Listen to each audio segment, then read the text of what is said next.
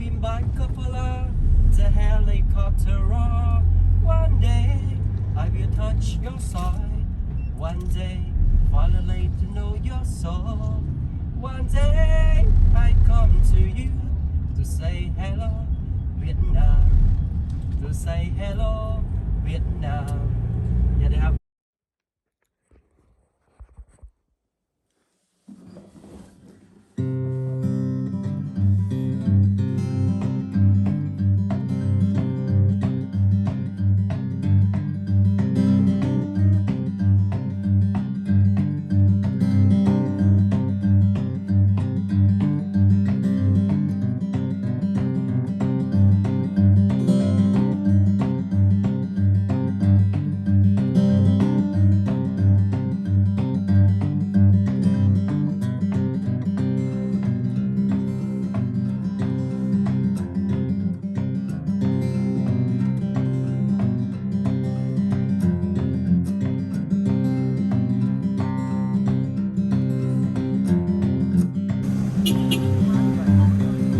They don't stop for you, basically.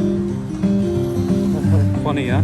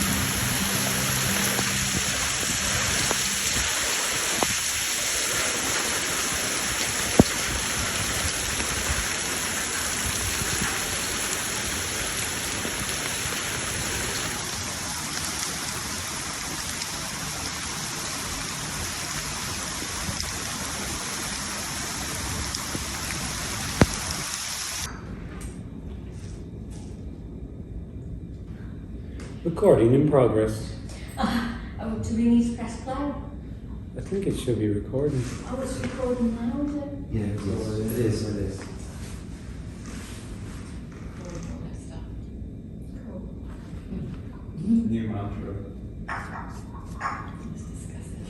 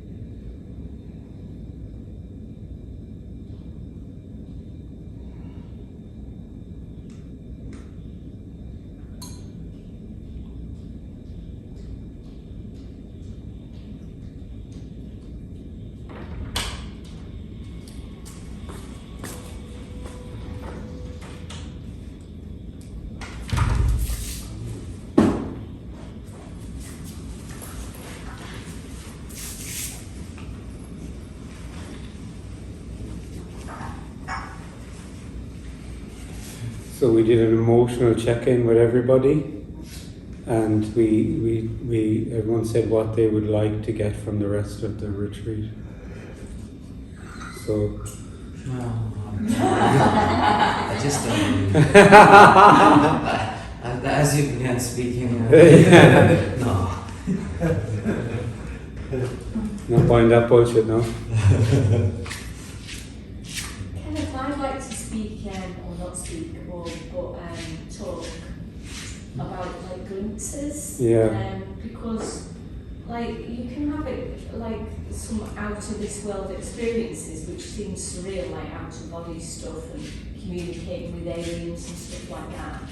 But a glimpse, it seems to be a disappearance of you. Yeah, but it won't feel like a loss or a lack, it'll feel like a gain. So a glimpse, it could be any, any kind of a different kind of thing. You could describe it a million different ways, and it's kind of indescribable anyway. But generally, there'll be something there'll be a sense you're not there, and there's just this indescribable, unconditional love, let's say, whatever way you want to describe it. But then the sense of me comes back, and then it's an experience. It immediately becomes an experience, and then logically will feel like something happened to me there.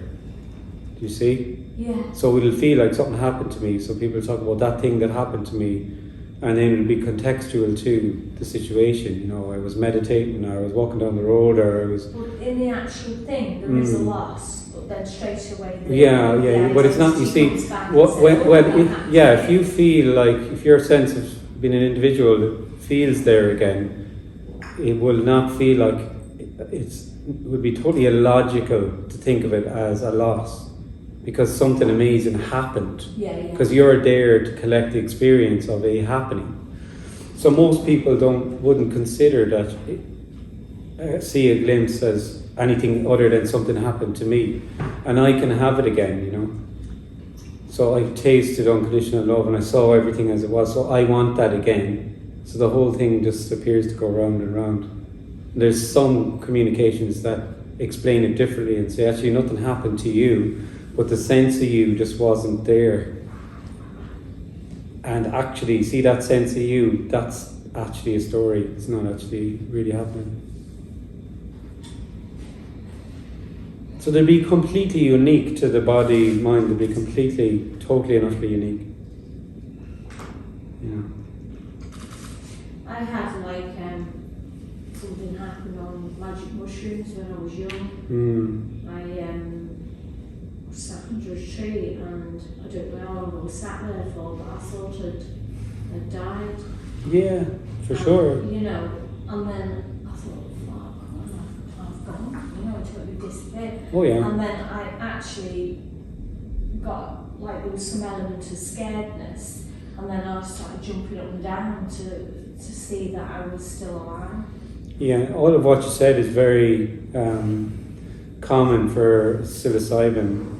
Very common. Oh yeah. Yeah, very common. Like, it's generally accepted that people can drill into this if you want to, and they know exactly the area of the brain that psilocybin acts upon, that it kind of shuts off the story of you.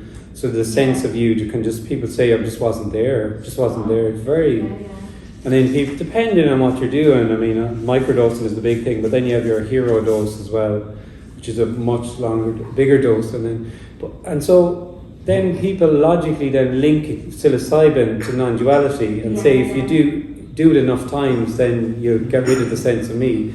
And that to me is complete and utter nonsense. Like, so there's either like psilocybin is something that appears to happen or doesn't appear to happen. It's not relevant. You know, someone is either drawn to it or they're not drawn. It doesn't matter. And certainly if you feel you're doing it, it'll only reinforce the sense that you've done something. Do you know what I mean? And that's the way it kind of plans out. But some people find it really interesting, and it's totally mainstream now. You know, I remember talking about it years ago, and it was, the microdosing was appearing to happen. Going back 10 years there, and you could see it coming, but now it's just like completely mainstream now, and you have people using it in the area of palliative care, especially in Canada. They kind of took the lead on that, and they used it with patients who had death anxiety. They had huge success. They did it in a certain way, very controlled. Say pharmacologically, they'll try and find your optimum dose because it would vary depending on your weight and everything. So it's done very well in that way, and it's also preparation. And then they do it, and you're accompanied through it, and you should see I think it's on Google, it's on YouTube. The video is absolutely stunning, and people just describing. I cannot describe to you, my fear of death is completely gone. I have absolutely no fear of death anymore. So it's an interest. It sure is interesting. I find all that stuff interesting, definitely. And then I suppose it always comes back to then how do you apply it to what you're saying? And I can't, like, it's impossible, because if I felt it was something that would help, I'm not cruel. Like, I'm not an asshole. Well, some people think I'm an asshole, but. I'm not going to be dishing out, like, saying, oh, there's something that's helping, but I'm not going to tell you. I'm not going to spend a week with people and say, oh yeah, there is something that has. I'm not going to tell you though. Do you know what I mean? Like, if there was something that helped to get rid of the sense of me, like, I mean, for sure I'd say it, but once I say that, and you're into a loop of there's a me that can do something to not be there, and forget about it, then it's just this endless loop. Even with that happens, you don't want to be like, oh, you've got to rely on this to have this. It's always that, like, for me to have that disappearance again, I've got to take this. You don't want that, what would be the point in that? You want a coax where you're not, there's no need for something. And also that's exactly it. Like, it is a very psychedelic thing. It's a this big experience. And what I'm talking about is not some big experience. It's very ordinary. Although that psychedelic thing does illuminate that there's no you very clearly. Like, I mean, listen to people talk about it. They'll all tell you. From the 1960s, people have been saying this. I mean, my sense of self just wasn't there. I just wasn't there. I wasn't there. I simply was not there. Like, and it showed me I wasn't there. So then some people find that one interesting thing about it is, for me, that it kind of illuminates is, as an individual, it's a very fixed, solid reality of your story. Oh, she's like that, he's like this is like that, work is like this place is like that, and everything can get more and more fixed and solid, And what they find interesting about psilocybin is it kind of lights up the neural pathways and illuminates that your reality is a story, my friend. It's a story. And a lot of people come out of it and they say, actually, what I saw was all that stuff that I thought was real. It's not real. It's a story. And that's one manner in which it kind of, but it's just not. It's like, that's the thing. Is you're looking for these big peak experiences, big explosive experiences, and actually, you think you are. I mean, And that reinforces that, like, if there's a glimpse, or whether it's on that or it's not, it doesn't have to be. Meditation is very like that. I mean, if you sit in one spot for long enough, you can just explode out the top of your head, like, you know what I mean? You can, like, whatever. Sure you can. And then that's a big thing as well. Like, so it's very akin to that sort of stuff. And then you think, oh, I saw oneness. I see what he's talking about. I saw it 10 years ago in Bali when I went to that place. Oh, did you? Okay. Maybe that's just an experience. It's very ordinary. That's the thing. I keep coming back to it. It's extremely ordinary. And it's not an experience. An experience is something you have.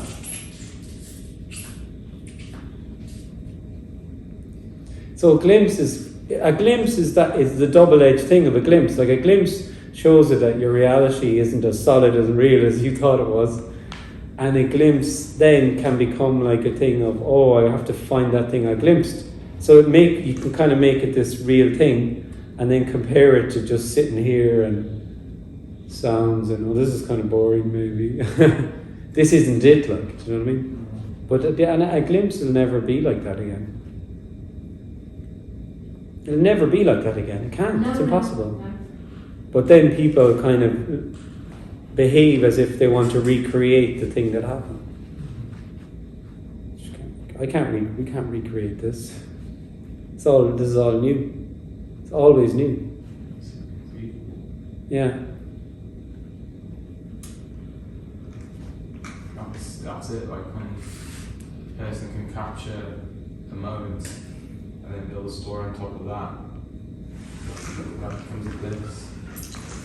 So it's just always life fanny packing. But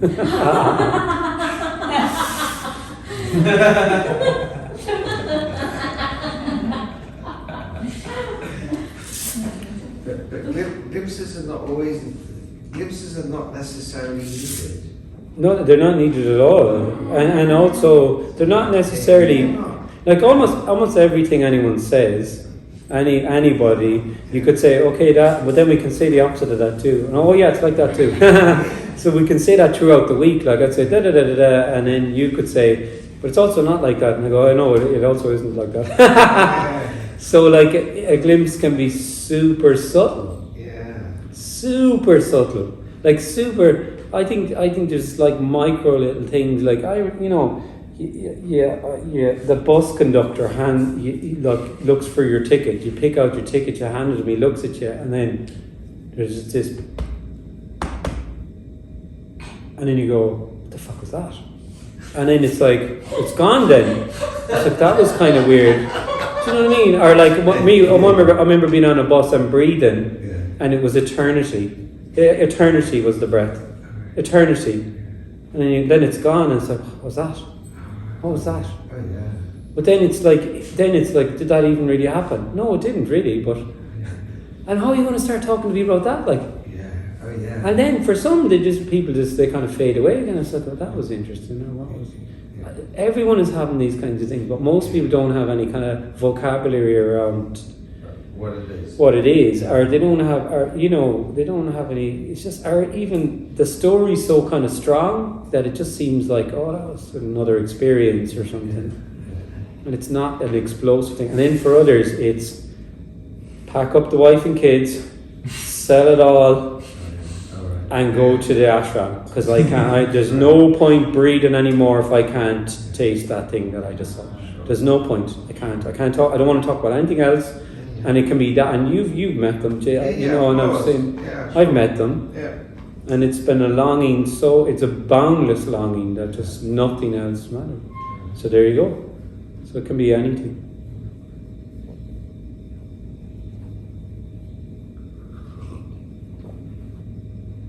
Yeah. Like the way I explain it, not explain it, but the way I see it is, there's nobody that isn't cogitating about separation once they feel they have a life. Well, you could substitute that word, think. It's a fancy way of saying thinking about, but meditating, you could also say, or whatever. Nobody, because once there's a sense of separation, there's a question. So there's no, like, you know, this whole thing of, oh, this, are you a searcher, are you not a searcher? Nobody's not searching. There's nobody that's not yearning if you feel like an individual. Once you feel like an individual, there's a question about me and my life and all of the little aspects of that. All of them. But then for most people, they're just not really, it's just not on the forefront of they're just kind of oblivious to it, really. And they're kind of maybe lost in the story a bit of feeling like they have a life and seeing, just kind of going round and round that, and there you go. And then for others, there's a sensitivity.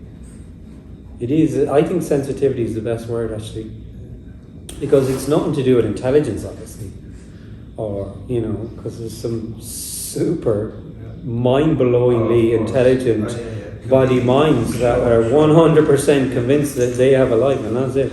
I've met some, like, dazzlingly intelligent people. I haven't met anyone that's dazzlingly intelligent, but bodies, you know, and that, I mean, if you were to suggest this, they look at you, what nonsense are you talking? It's nothing to do with intelligence, or it's just an energy, it's just a kind of openness or sensitivity that there's just something, I can't put my finger on it, but there's something other than me living my life and living my best life or whatever. There's something else. And so all that stuff is so seductive, all of the teaching and the meditation and the self-inquiry. I mean, of course it is. Transcendental. It's so seductive. Yeah. Can really draw you in. A never-ending path of yeah, exactly. Get something higher and higher. And it's not good, it's not bad, it's not anything. It might be fun. It might be fun for a long time. I definitely had fun for quite a while in but then the emptiness of it started to be quite obvious. And the arrogance in some quarters and all of that stuff, and then it just like, I think the fun can go out of it pretty quickly then. But yeah, for a while it was just fun, yeah. I mean, no different than sitting. I remember these spiritual groups I used to go to, and it was no different from sitting with my mates in the pub having a pint of Guinness in a sense. It was like, yeah, sure, we're just people talking shit about a shared interest, and it's nice. What's wrong with it? There's nothing wrong. And then all the games the games started becoming very obvious very quickly for me, and then it's like, nah, not so much. Yeah.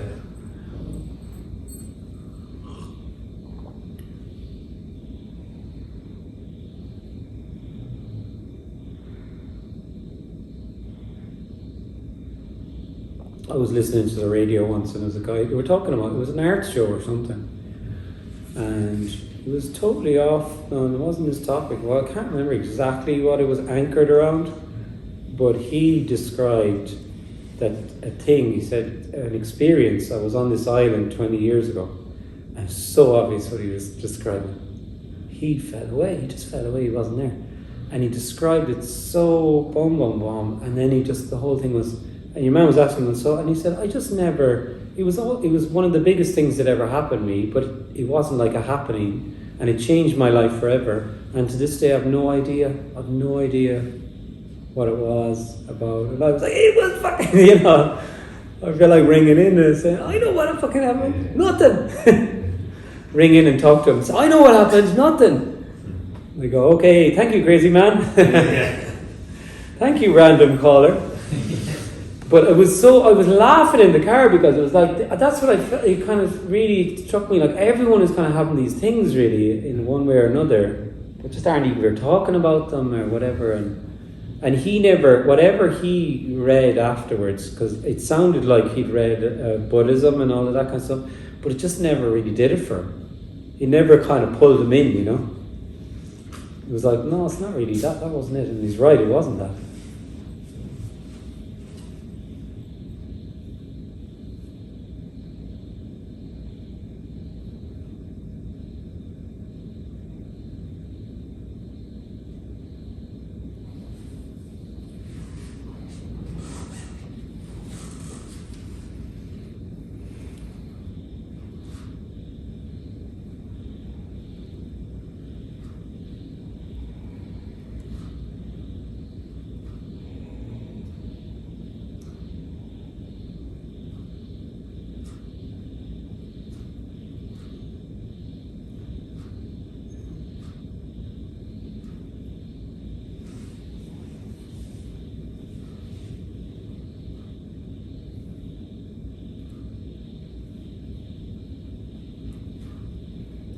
feel I'm completely grabbed hold by the me ever since last night.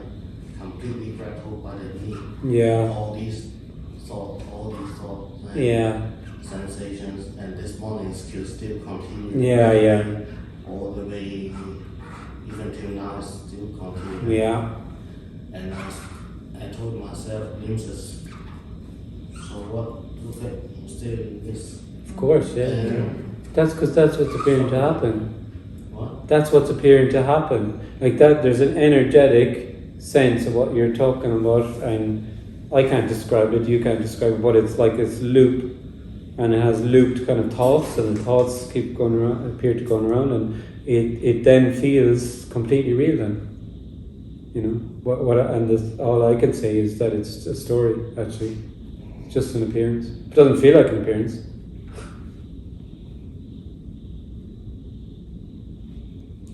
It's energy, aliveness, appearing as that sense of Here we go again. here we go again, blah blah blah. Old narrative. Let's dust up this nice juicy old one that's been around for years. Let's kind of get out the crank and start cranking it up, and here we go, blam blam, and then it seems to be like whoop whoop whoop whoop whoop whoop whoop. Me, whatever it is. It's all empty. It's just energy.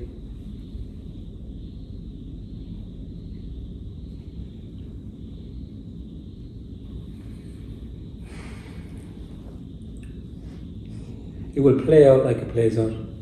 It's there till it isn't. I mean, I thought I had it, but Oh, you got it, Dect. You are it, Simon. I think you already are it, aren't you, Simon? But the paradox is nothing is happening. At the same time, nothing is happening. No, nothing's happening. Yeah, nothing's happening. It can't be any other way. It's just all energy appearing as that. As soon as you think you have it, you don't have it. I mean, I thought I have experienced several days. I have or even before, that I have this something changed, right? But then now, the me grab hold of the things that I really want in my life, and the me just grab hold of it and start spinning. Mm-hmm. So it's not a state. So if it was a state, then it would be, this sense of separation isn't there, and that's it then. It's just aliveness, just wholeness. You're so That would- fucking annoying. You're so motherfucking annoying. And I hate you set skin, right? You set skin, and then you set skin, this is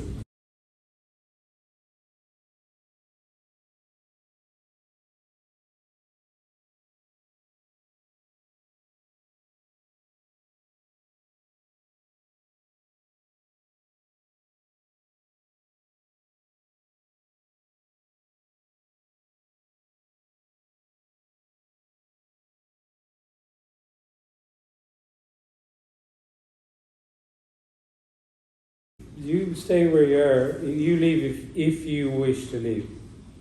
That's been in you since yesterday. You've been very angry, and it's burst out, and that's what's happening. And he said sorry. So if you want to sit down there, you sit down there. If you don't want to, don't. That's fine.